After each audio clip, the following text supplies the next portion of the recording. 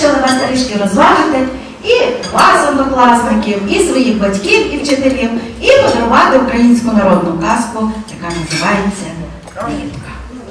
Ну, як починалася українська народна казка, всі не дуже добре знають. Жив, був собі, хто дружно разом сказав? Дідо перший, підказує.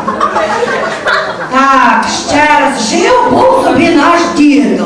Добрий вечір. Файний дідо, правда? А той і каже: слухай, бабо, а може витягнемо нашу рибку? Опа! Схопився наш дідо за рибку. Опа! Тягнуть нашу рибку. Опа! Тягнуть нашу рибку. А риба конкретно не витягується. Опа! Допомогу, звісно, бабу. Убила мене. Схопився на рибку. Опа! А за діда Добрий вечір. Убила мене. тягнуть нашу рибку. Опа! Як не витягується. Опа! Слухай, бабу, Убила мене. а ну клич на допомогу нашу внучку. Я готова. І каже: Я готова. так, внучка, щось нас там запізнилася. Внучка, Я завжди готова.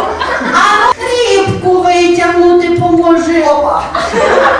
Тягнуть рибку, опираються ногами, тягнуть руками, а рибка наша не витягується. Опа! Розластився вкрай наш дідо. Добрий вечір. Слухай, бабу, Убила мене. а ну кажи тоді нашій внучці, Я готова. хай покличе на допомогу свою подружку жучку. Чого вам надо? Подумала жучка, Чого надо? подумала жучка Ну, блін, ну чого надо? і схопилася за внучку. Я готова. А та схопилася за бабу, Убила мене. а та за діда, Добрий вечір. а той за рибку. Опа! Тягнуть рибку, Опа! тягнуть рибку, Опа! а рибка не витягує. Ага! Ні, ну блін, чого надо?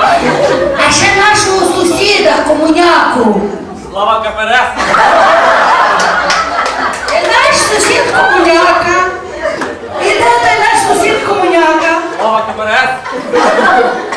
Так, схопився сусід комуняка Слава КПРС! міцно за нашу жучку. Чого? Та за внучку. Я готова. А та за бабку. Убила мене. А та, звісно, за діда. Добрий вечір. І він, само собою, з усієї сили схопився за рибку. Опа! Потягнули рибку. Опа! Вона як стояла в землі, так і стоїть. Опа! Ну, а де наша кітя Марушка? Сейчас сделаю! Кітя Марушка? Ну реально сделай! Кітя Марушка?